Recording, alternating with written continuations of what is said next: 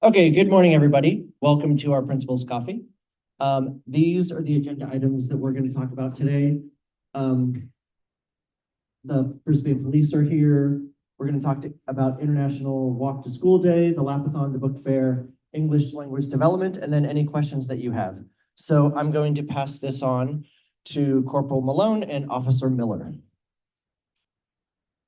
Good morning, everyone. I'm Officer Miller. This is Corporal Malone. We're here to talk to you guys about some safety issues or safety concerns that you may have.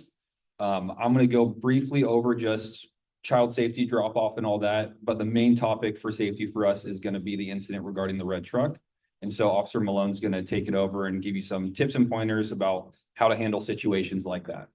So when you guys do drop off your kids, just keep in mind speed limit in front of the school is 15 miles an hour. There are some stop signs, crosswalks, so pay attention to pedestrian traffic. Watch out for Andy doing the crossing guard if he's out in the middle of the road. Make sure you're not even entering the intersection. And when you do drop off your kids, make sure they're getting out on the sidewalk side and not into the street. The best thing that we can do is making sure we're not in the street to avoid any collisions or anything like that.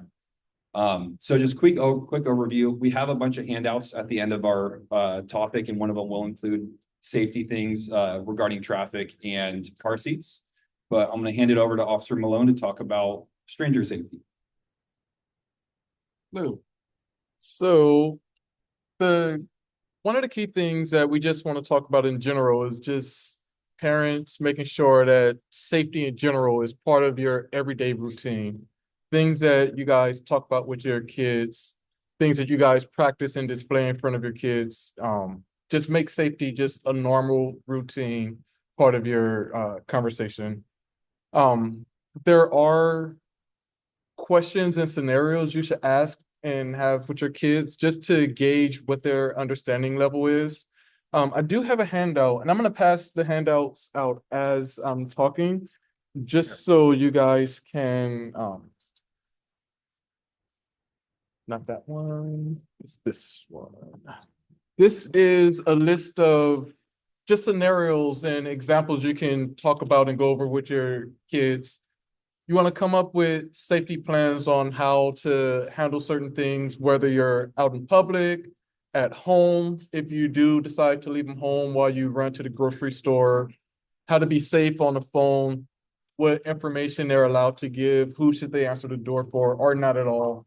So coming up with plans like that should be things that you're talking about, and those scenarios are a good starting point for you guys to just have with your children, because at different age levels, children's comprehension and understanding, it varies between as they grow up. Another thing that we want to talk about is the concept of stranger danger. That word doesn't mean the same thing to everybody. And for children, they don't understand what the difference between a stranger that can help them and a stranger that can potentially cause them harm. So when we talk about strangers, we want to talk about stranger awareness and paying more attention to what people do, as opposed to saying, oh, you could tell like a stranger or if they're a bad person just by looking at them, because you can always. You're not always gonna, or your child isn't always gonna be faced with like the person who looks like a Disney villain, and now they know that that's a bad person. So when we talk about stranger awareness, you do want to like give them the understanding that police officers, other parents with children, like a store clerk with a name tag, like those are safe people to go to if they need help. So not all strangers are bad. Some strangers, you want them to be able to differentiate between the strangers that can help and potentially strangers that can cause them harm. When another thing we want to talk about when it comes to you guys coming up with safety plans for your children, walking to and from school, we have streets in the city of Brisbane that are designated as safe streets. These are streets that they should have open sidewalks to allow you to get across town without having to walk in the streets to get around cars. Unfortunately, in Brisbane, there are some paved concrete areas that aren't technically sidewalks. So we can't prevent everyone from parking on a sidewalk if it's not like legally defined as a sidewalk. So that's why we have some streets designated as safe streets. And those streets are going to be heavily populated streets during those times if everyone is walking. So you have more eyes out and about to see and hear what's going on.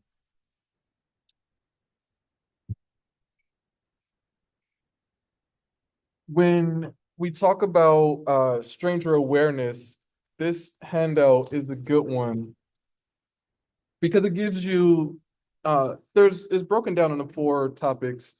One of them is to start young. It's never too early to talk about safety and come up with situations where you can practice with your child. Even if you plan to like go grocery shopping or go clothes shopping with your kids, sometimes they wander off and you want them to be able to know what to do in those situations. I grew up in the 80s. I was one of the kids who wandered away from my parents. I remember the racks of clothes that was in a circle and I would hide inside and I would come out and my mom was nowhere to be found. The plan for me was to just go back to the car.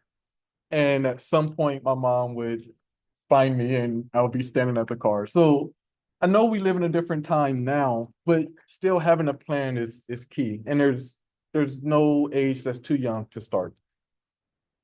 You guys want to define what a stranger is with your child. Just saying a stranger, as I mentioned before, that doesn't mean anything.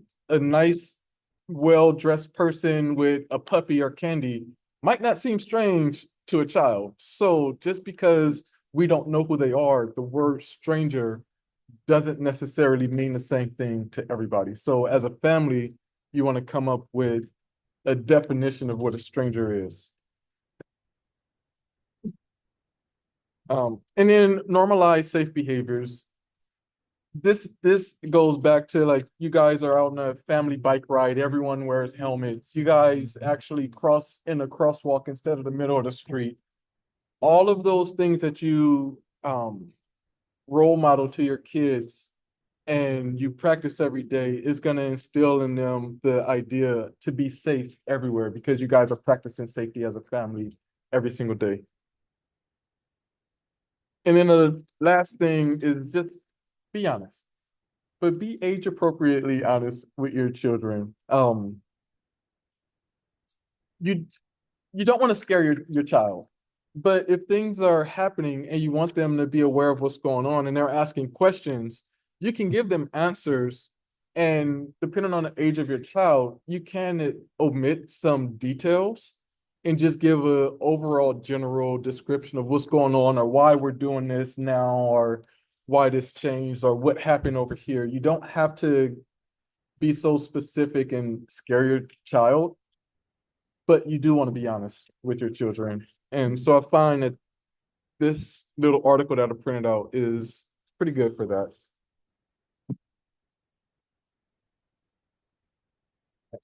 Oh, this one is yours. Okay. And then this one is another article. And it just talks of like the one thing that I liked about this one, and this is kind of what happened naturally that brought this like conversation to the forefront, is they have the no go tell rule. In a situation where a child feels unsafe, you want to teach your child to say no, then go away from the situation and then tell a trusted adult. And it sounds like that was already practiced in the situation with the red truck. The child felt unsafe. They left the area, they went and told their parents. So that's something that you want to teach your child to just trust their instincts, regardless if they're accurately like deciphering what's happening around them. If they feel unsafe, teach them to trust their instincts to get out of that situation. And then to go and talk to an adult and have the conversation with them. Like if someone's asking you to keep a secret or make you feel uncomfortable, come and talk to me about it. Just really foster that open line of communication with your child, regardless if the details are fuzzy with the child, they didn't accurately like understand what the situation was. Like if they feel unsafe, tell them to trust that instinct. Don't tell them that they're wrong. Don't like you can still have the conversation and say, good job for getting yourself to a safe space.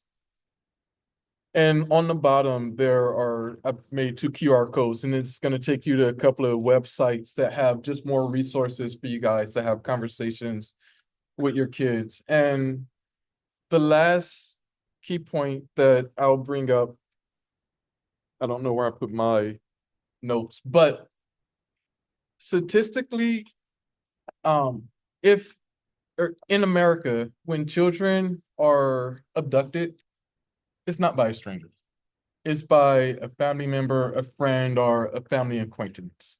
Like overwhelmingly, the statistics show that it is not a stranger that is going to abduct your children. So just if you harp on the stranger danger aspect, you aren't preparing your child in the statistical likelihood of a child abduction because it's not from a stranger. And that's all we have. So if there's any questions. Yes. Questions. First one is, are the security cams around like on these streets? And 2, was there digital ID? Or Yes. anything further? Yes to both. So the incident with the first red truck, we know who it is. We talked to the guy. He didn't say anything to the child. After school, or at least we can, he didn't say anything to the child. What the child heard could have been from another vehicle, another person offering a ride, whether it's to him or offering a ride to someone else. He may have heard that. It wasn't from the red truck, and it doesn't matter because the child felt unsafe and they got out of that situation. But when they heard the words that wasn't what they were expecting, they looked around, they saw a red truck.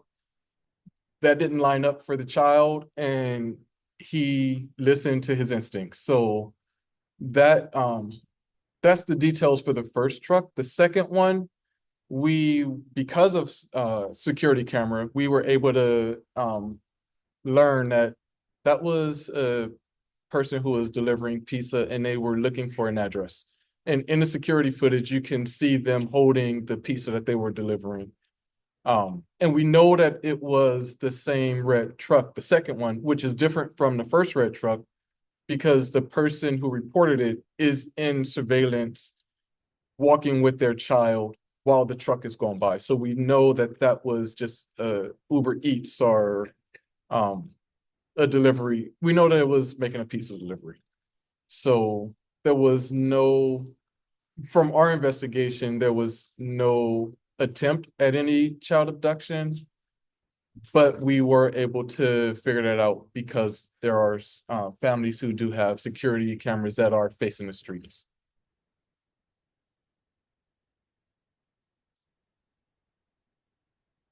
More questions?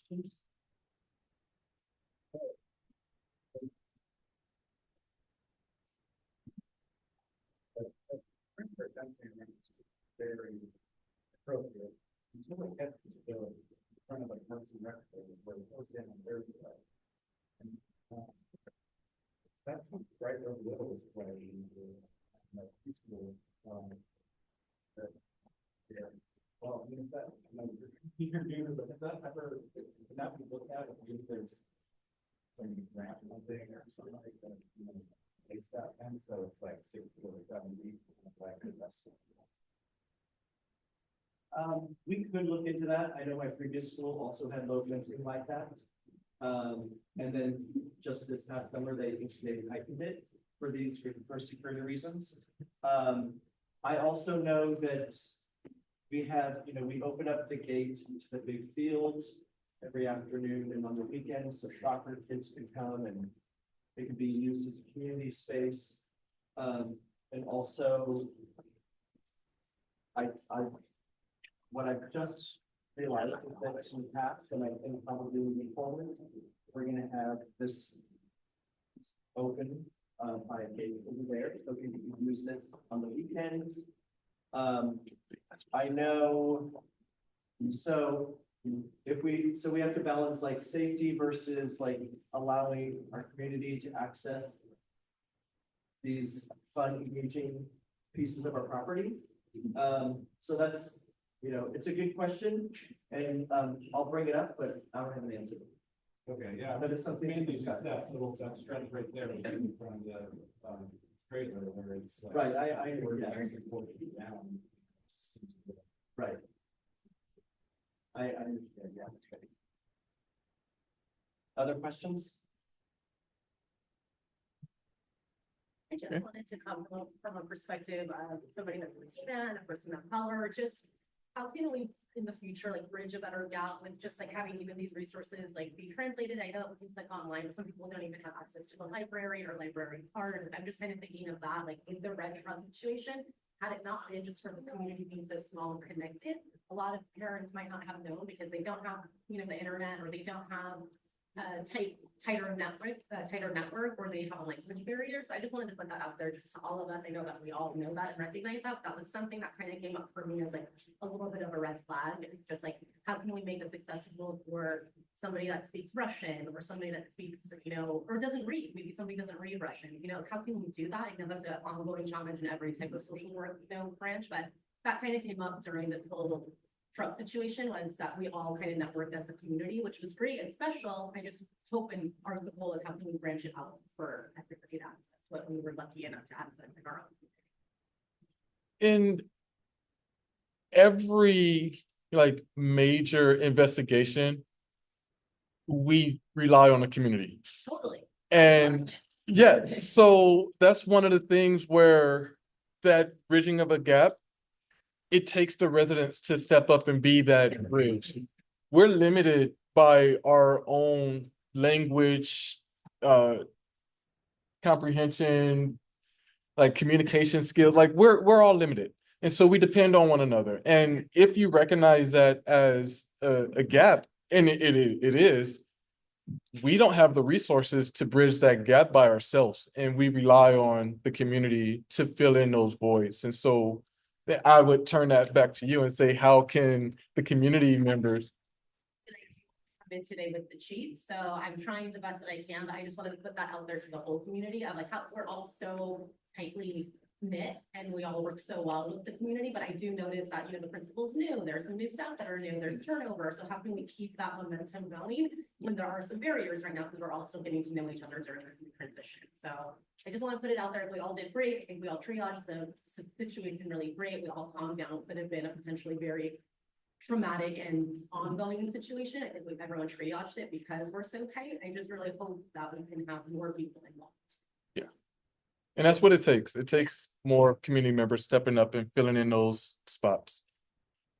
So I know there's many ways that I think we can communicate with people, and people take, everybody's busy, so people take communication in the capacity that they can handle it. So, but one area, the reason I create my newsletter it's called S'more, that's the format of it. So when I send out that email, it goes out in every single language, like the text of the email, not the link, but the text that says, whatever it might say, like yesterday it was, BES weekly newsletter. It will translate it into all of the languages automatically that our families list as they on Schoolwise. And then in S'more, there's a place they can click on whatever language they want, and it translates everything that I've written. It doesn't always translate like the Park and Rec flyer, or but oftentimes, when I am given flyers that are in multiple languages, I often post those as well. So that's just one step, but I know there's a lot more we can do, because that's only one you know, that's an email version of the communication. And I know we need to communicate a lot more than just email. But that's one area. Other questions?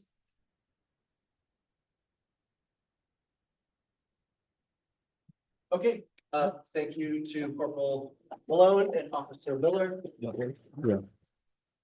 Can I have like a set of each of these handouts that you told? Thank you. I appreciate that. This one. And. Okay, great. Thank you so much. And another thing to keep in mind, we are open 24 hours a day, 7 days a week. So don't ever feel like you're bothering us. Come ask us questions, voice your concerns to us at any time. We're more than happy to talk with you about it. Send it to the right people if it's something that we can't deal, if it's another department, all that stuff. Okay, great. All right. Thank you so much. Bye. Okay, moving on October 9th, which is a week and a half away, we're having it's the International Walk to School Day. And so students will be getting a prize if they're walking to school. Every student, no matter how they get to school, we're gonna have a big banner out front, beyond the gate. And everybody will get a sticker and they will like tally how they're getting to school, whether they're walking or in a car or all the various ways. Bicycles, nobody bicycles to school, but they could, a bus, things like that. And so that's happening.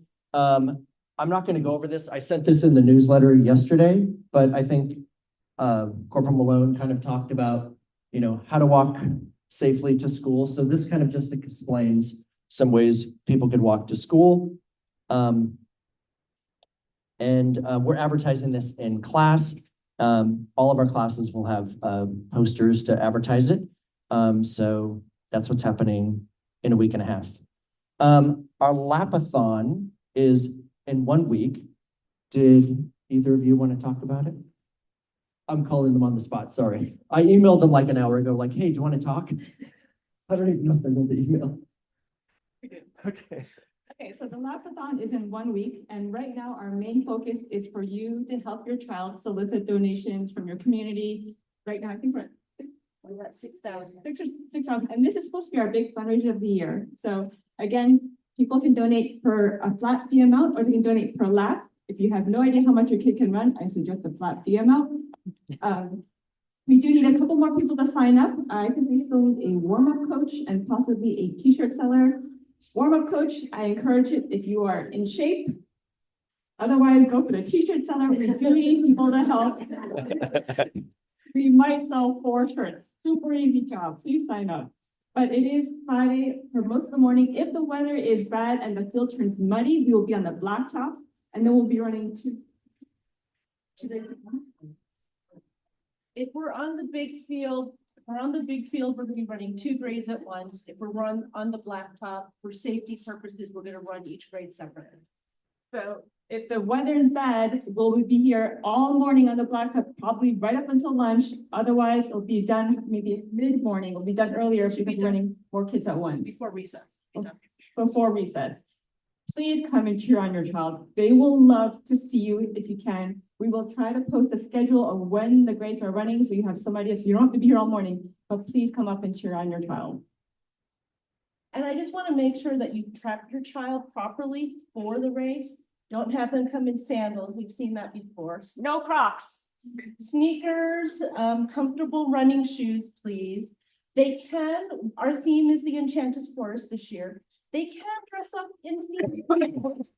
Just make sure the costumes are not going to interfere with their safety when running or the safety with other kids. But if they want to wear a pair of fairy wings or have a wizard hat or something, that's perfectly appropriate.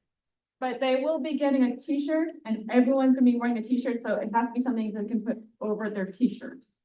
And so if you have not filled out your shirt size, please do so. It might even be too late. I've Sorry. already. We had to guess your kid size, so sorry if they come home in like, you know, a dress. That's it. Just go out and get those donations. Yes. Go get money. And water, okay, sneakers, water bottle. So those are the 2 main things to bring on Friday. Sneakers, water bottle, okay? Okay, and then book fair. And then I'm also for book fair. Okay, this is kind of last minute notice, but the book fair is the week after the lapathon. But Friday, the day of the lapathon, the kids have a preview only where they can go into the library and look at all the books that they'll be able to buy the next week, which is a short week, Tuesday through Friday. There's no school on Monday. So we do need a lot of volunteers. We need some volunteers, but it's going to be kind of hectic because we need cashiers.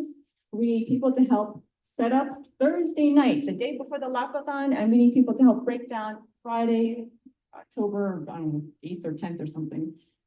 But if you love watching kids come up to you with a bag of quarters and say, do I have enough money for this book? And you say, well, let's figure it out. Please sign up. It's great. And you're encouraging kids to read. We're having a family night Tuesday and Thursday from 5 to 7. So you can come in after work and have your kids show you what books they want you to buy. And if you volunteer, you get a discount. So please sign up for the book fair if you can. Otherwise, please try and come either Tuesday or Thursday night to help the kids improve their reading. Any questions? Thank you.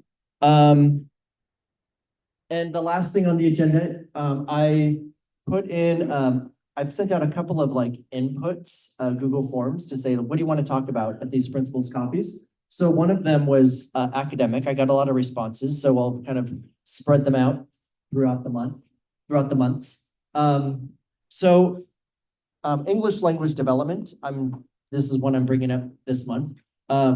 This is for our students who learned another language other than English as their first language. But a lot of what we do really applies to all of our students. So that's why I'm kind of bringing it up, because it's very universal. So there's really two parts to English language development. We have designated, which is specifically targets students who are designated as English learners. And so those students are pulled out of class for a set amount of time every week. And they're given direct instruction to develop their English language skills. And then we have integrated, which really is good for all of our students. And so this is in the classroom, whole class with the teacher in any subject. It could be math, it's language arts, social studies, whatever the subject is. And they are integrating strategies into the lesson that targets English learners, but is really good for everybody. So for example, these are two things that our teachers are focusing on right now. Graphic organizers, like, a web with like a circle and lines where you could that's one example, or a T-chart where you're, listing two different variables. And so those are things, it kind of organizes language or concepts for all students, but it really targets English learners. Another one is think, pair, share. This is a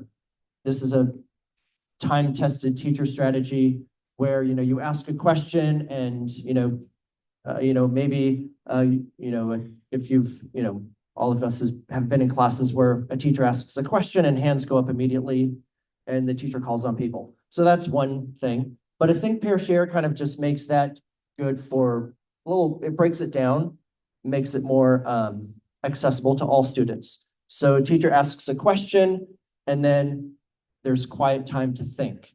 So that could be like 10 seconds. And then everybody's thinking, and then they partner up, they pair with somebody else and they kind of answer the question with their partner. And that's good for anybody because sometimes it just takes you a moment to think, and there's those fast hand raisers that know automatically, but not everybody's like that.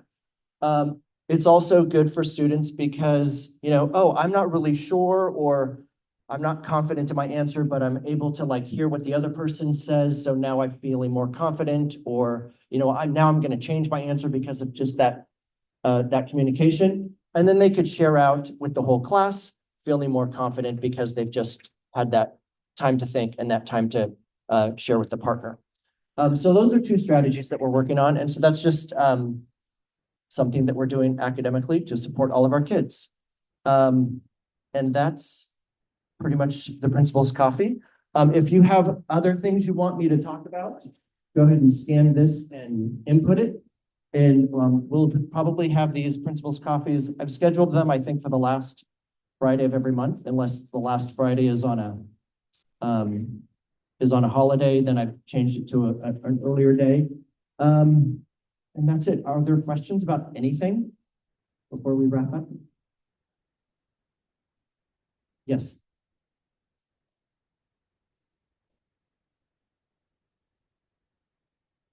So, yeah, so for right now, at least during soccer season, this is what I've been told has happened in the past, so we're gonna continue it. I think there's the little soccer kids play out there, and the older soccer kids play over there. And I guess it's, time consuming for them to walk all the way around the block into that field if they've got, kids in both places. And so we're gonna open up this gate that's at the end of this building, starting this Friday, today. And then that other gate that goes to the ramp, you could enter, it's a push, gate, so you can push from the inside. So once you go through this gate, you're inside this area, and then you can just push that gate open. That one will stay closed, but you could go through from there to there. Or you could come in here and play. This will be open, yes. Well, you can't, from the small field or from the front field, you can walk through here into this area and play. You can't from the big field. You'd have to go all the way around. We're not gonna open both gates. Right, that's what I'm saying, so they're gonna say a lot. There's no access to the basketball hoops or playground. So this one will stay open. It's not gonna open one by this month, by this. Okay, so the front field, the kinder gate. No, that one will not be open. So basically, this is still off access. Well, you can access it through that gate. What's the history? In what area? From what gates? This gate and the kinder gate? Yes, so that kids can play on the playground and the But, basketball. and that gate too? Vacuum? Just the kinder gate? We can open the kinder gate. I believe the kinder gate has already been open on the weekends. I come in Monday morning sometimes and I see it open, and I'm. Okay, Because I thought that playing 2 games, 2 weeks ago it was locked. okay, we'll open the kinder gate and we'll open this gate every Friday.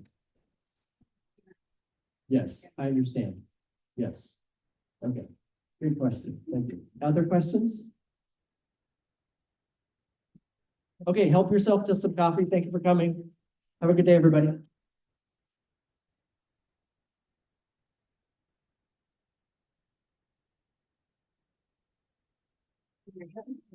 Yes, of course. So how do you get information about the book fair? So there is a newsletter and you're not on that yet, Okay. but I'm gonna forward it to you. Great. It just was sent out yesterday. Okay. So, you've registered so you're in school wise. Yeah. So it probably takes like, I don't know, a day or two to like set you up in the system. But I'll just forward your, the email for the newsletter and it has all the information. So typically though, like one time Every I'm in and every Thursday, time I send out a newsletter. in So an email? in an email, Okay. yes. I sent like 4 o'clock every Thursday. You'll get an email from me with the newsletter. And that's like all the stuff you need to know. for the school. The other question was, how do I get out like getting her like into some like after school activities and things like that? Is the school- So we have Park and Rec, Yeah. which, there's a portable right up here. They have an after-school program that's free, although I think they're booked and so you'd probably be on a wait list. Okay. But, Did I you would bring, like, just, something or olive or Oh, anything like that? yeah, so in the newsletter, Yeah. there are like fall activities. So you can look at that and there's a flyer like at the bottom of the newsletter. Okay. Take a look at that and see what interests you and her. And yeah, or just look at the Park and Rec website. There's Okay. plenty. Or like there's the Brisbane Dance Workshop. Yeah. They're pretty popular too. And that's not part of the school, that's something that. No, no. yeah. Okay, and then, in terms of volunteering for the walkathon and the book thing, I still have to fill out that volunteer form. Is that correct? Yeah, you have to First? get fingerprinted and you have to get TB tested. So okay. that's So I probably am not. probably gonna be not, able to because that's, volunteer for that's, these wait, things. Okay, you can come and watch. okay. Yeah. Cool. And Yeah. then my last question is, I have actually, is there any way that I can walk through this or meet a teacher or? Yeah, so her teacher's teaching right now, so, I would say email her teacher, Jennifer Sumarabea. I think she was on an email, so just email her like, hey, can I come and talk Great. and meet? If you want to like look around, or if you want, I could walk you around if you have a minute That would be right great. now. Yeah, that'd be great. Okay, let me just kind of close off all this stuff Okay. and answer a few more questions. Yeah. Yeah.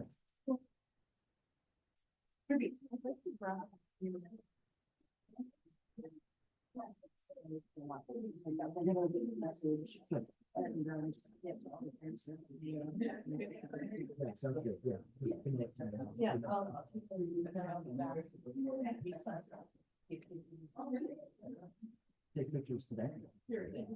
Oh, Spirit Day. I'm like, what? Yeah. Everybody in there. Oh, yeah. Disney. I was gonna say that. You think I'm like, why are you so casual? And then they forgot to. Sorry. Yes. Do you want us to move the extra copies on you? Yeah, could you move it up to the staff room? Sure, I have my way. Oh, yes, okay, so you go up these stairs. Okay.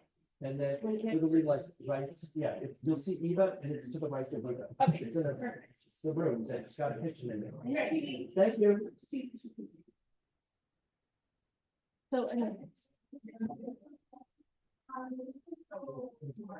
Yeah, so we're.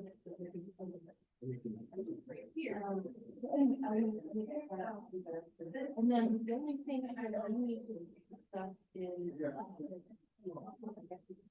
Oh. So we're doing three groups. Hey, one, two, three, four, five.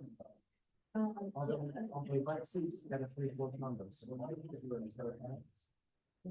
do we want to do, so my last school, we did 2 different numbers. So we could just deal with like, we could add numbers out and you could- 5.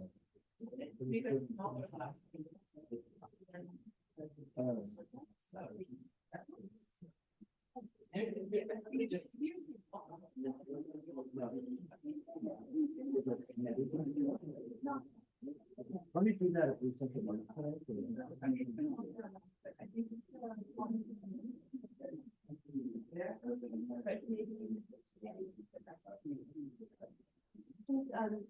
a document that's scheduled. Okay. Yeah, but also.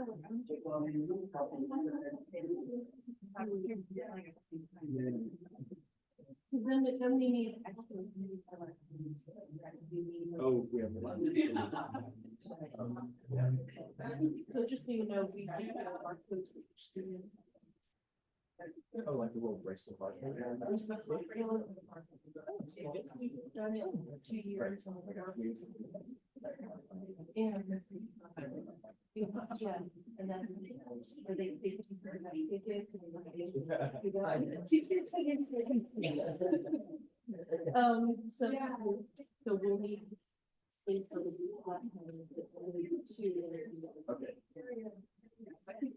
Okay, we'll just do one. I'll take it in today. It'd be like weird.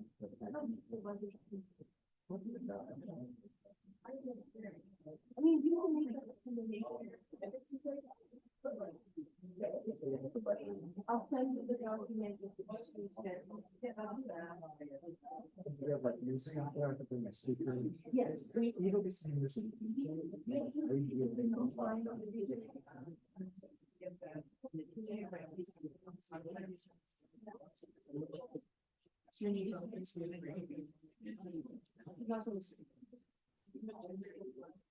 Oh, she does the sound for a living. Yes. Oh, yeah, it's on the plate. She did, Big League One. In some, it was just fun speaking. That's all. If not,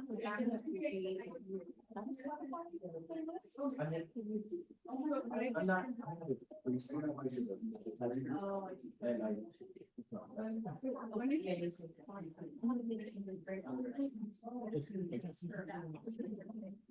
Yeah.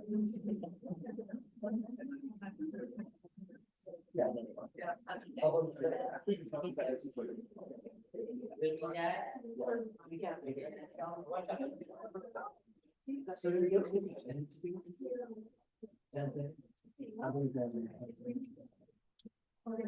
It's not going to be. The basketball community of the community. Oh. Apparently, that's not.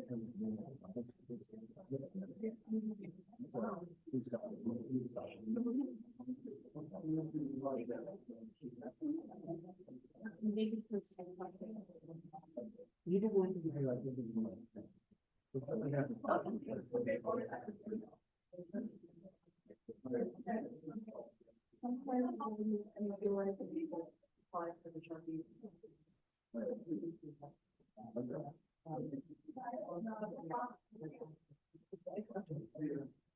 No, I'm not saying like a welcome. I think I'll be on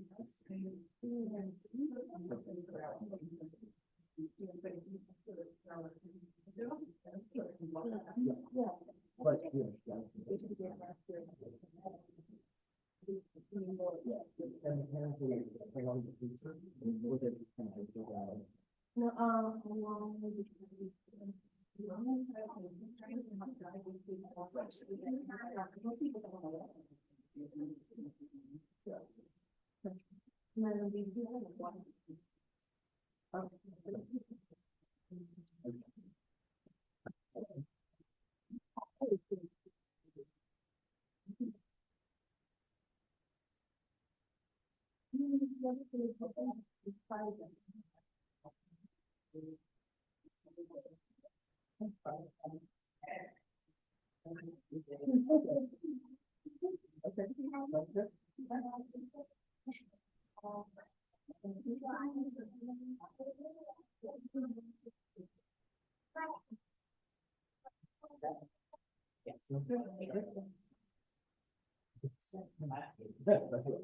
Okay. and just let me know which field will be.